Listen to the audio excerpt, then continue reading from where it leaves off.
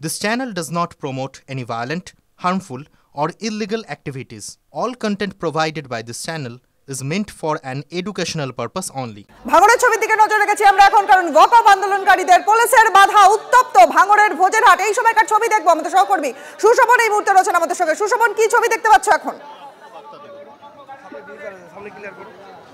দেখো, তোমাকে একবার দেখানোর চেষ্টা করব যে কলকাতা পুলিশের তরফ থেকে কিন্তু বারবার বলা হচ্ছে রাস্তা ফাঁকা করে দেওয়ার জন্য, আর কলকাতা পুলিশের বাহিনী তারা একটু একটু করে এগিয়ে যাচ্ছে যাতে রাস্তা ফাঁকা করে সেই জন্য। আর যারা মূলত এখানে রয়েছে তাদের সঙ্গে কথা বলার চেষ্টা করব। আচ্ছা, আপনাদের এখন মানে এখানে কি করবেন? এগিয়ে মানে রাস্তা ছেড়ে দেবেন? রাস্তা আমাদের ভাইজান বলেছে যে রাস্তা ক্লিয়ার করে দিতে, আমরা সেইভাবেই আমাদের নেতৃত্ব যারা আছে তাদের কথা মতোই আমরা কাজ করছি, শুনছি। যাওয়ার উদ্দেশ্য ছিল আমাদের শিয়ালদা থেকে ধর্মতলা পর্যন্ত আমাদের মানে র্যালি ছিল একটা ওয়াকআপ বিলের জন্য। তাহলে কি যাবেন না? এখন আমাদের নেতৃত্বরা যেভাবে সিদ্ধান্ত করবে আমরা সেইভাবেই এগোবো আর কি। নওশাদ সিদ্দিকীর সঙ্গে কথা হলো, তিনি কি আপনাদের ফোনে কোনো বার্তা দিলেন? হ্যাঁ, উনি বার্তা দিলেন যে মোটামুটি পুলিশের সাথে কোঅপারেট করতে, যাতে আমরা কোনো ঝামেলায় প্ররোচনায় কোনোভাবে না জড়াই, এবং পরবর্তী যা কথা বলবে সেইভাবে আমরা এগিয়ে যাব। তাহলে কি এখন রাস্তা ছেড়ে দিচ্ছেন আপনারা? না, রাস্তা ছাড়ছি না, আমরা রাস্তায় আপাতত আছি।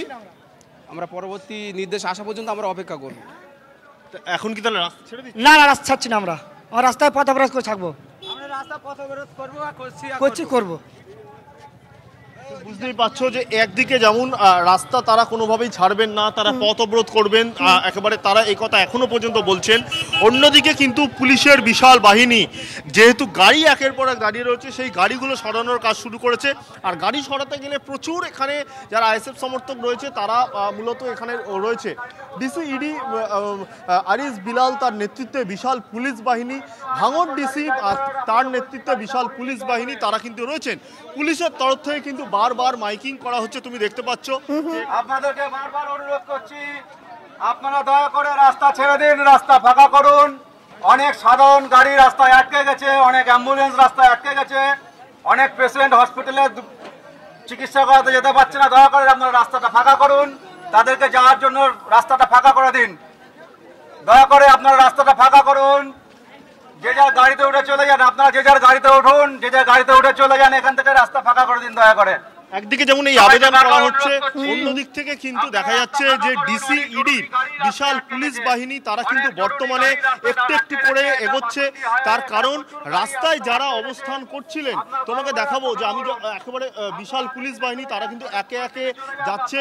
আর ঠিক তার উল্টো দিকে যারা মূলত ছিলেন তাদের একটু একটু করে অন্যত্র সরিয়ে নিয়ে যাওয়া, বা যে গাড়ি করে এসছেন সেই গাড়ি করে ফেরত পাঠানোর যে কাজ তা কিন্তু শুরু হয়েছে। সব মিলে কিন্তু এই মুহূর্তে কিন্তু তারা মনে করছেন যে পুলিশ মনে করছে এই মুহূর্তে যারা এখানে অবস্থান করছে তাদের সরাবেন, যদিও যারা এখানে অবস্থান করছেন তারা বলছেন তারা সরবেন না। এবং পুলিশের তরফ থেকে দেখো বলা হচ্ছে যে বাস যেগুলো রয়েছে বা যে গাড়ি আটকে রয়েছে সেই গাড়িগুলো সরানোর জন্য, এবং যারা এসছেন গাড়ি করে সমর্থকরা, আইএসএফ সমর্থকরা বিশেষত, তাদের সেই গাড়িতে উঠে আবার গাড়ি ঘুরিয়ে নেওয়ার পরামর্শ দিচ্ছেন পুলিশ। এবং পুলিশও কিন্তু বারবার বলছে যে তুমি দেখতে পাচ্ছ যে একেবারে পুলিশের তরফ থেকে কিন্তু স্পষ্টত বলে দেওয়া হচ্ছে যে এই রাস্তা পরিষ্কার করতে, এই রাস্তাতে যারা অবস্থান করছেন তাদের একেবারে রাস্তা ক্লিয়ার করে দিতে হবে বা রাস্তা সচল করে দিতে হবে। সব মিলে কিন্তু ডিসি ইডির বিশাল বাহিনী, অন্যদিকে ভাঙড় ডিসির বিশাল বাহিনী, কলকাতা পুলিশের বিশাল বাহিনী তারা কিন্তু এই মুহূর্তে কিন্তু রাস্তার উপরেই রয়েছেন এবং তারা কিন্তু আস্তে আস্তে পরিস্থিতি স্বাভাবিক করার চেষ্টা করছেন। কিন্তু যারা গাড়িতে রয়েছেন তারা কিন্তু এখনো গাড়ি একটুও শুরু করেননি বা গাড়ি এখনো সরাননি। স্বাভাবিকভাবে পুলিশের আবেদনের পর আইএসএফ সমর্থকরা তারা কি করেন, তার কারণ আইএসএফ বিধায়ক নওশাদ সিদ্দিকী তিনি নিজে একটু আগে ফোনে বলেছেন যে কোনোভাবে আইন নিজের হাতে তুলে দেবেন না। স্বাভাবিকভাবেই যারা সমর্থক, একেবারে সুশোভন, তুমি আমাদের সঙ্গে থাকো। নওশাদ সিদ্দিকী আইএসএফ নেতা, তিনি কি বলেছিলেন সেটা শোনাবো।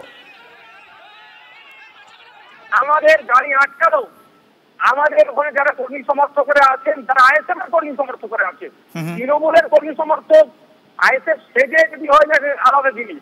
আইএসএফ এর কর্মী সমর্থকরা যথেষ্ট শান্তিপূর্ণ অবলম্বন করে, তাদেরকে দীর্ঘক্ষণ আটকে রাখা হচ্ছে। দেখুন, কোনো উত্তেজিত কোনো উত্তেজনামূলক একটা শব্দ খরচ করেনি আর করবেও না।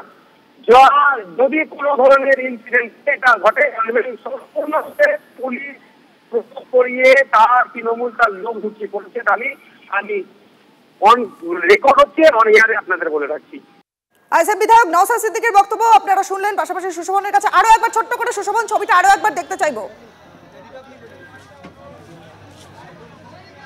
দেখো তোমাকে আরও একবার দেখানোর চেষ্টা করছি যে একের পর এক যে সমস্ত গাড়িগুলো এসছে সেই গাড়িগুলো ঘুরিয়ে নেওয়ার কথা বলছেন পুলিশ।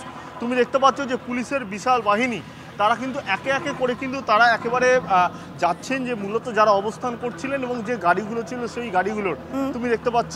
এবং উল্টো দিকে আর যেটা গুরুত্বপূর্ণ যেটা দেখা যাচ্ছে যে দু একটি গাড়ি কিন্তু এখনো পর্যন্ত সেগুলো ঘোরানো শুরু করেছে, অর্থাৎ তারা শিয়ালদার দিকে না, তারা আবার যেদিক থেকে এসছেন সেই দিকেই আবার গাড়ি ঘুরিয়ে নিচ্ছেন। স্বাভাবিকভাবেই তোমাকে আরও একবার দেখানোর চেষ্টা করছি এই যে রাস্তা, যে রাস্তাতে বর্তমানে সবাই হেঁটে যাচ্ছে সেই রাস্তাতেও কিন্তু প্রচুর সমর্থক তারা কিন্তু একের পর এক যারা যাওয়ার চেষ্টা করেছিলেন তারা একে একে। আচ্ছা আপনারা কি তাহলে ব্যাক করে যাচ্ছেন?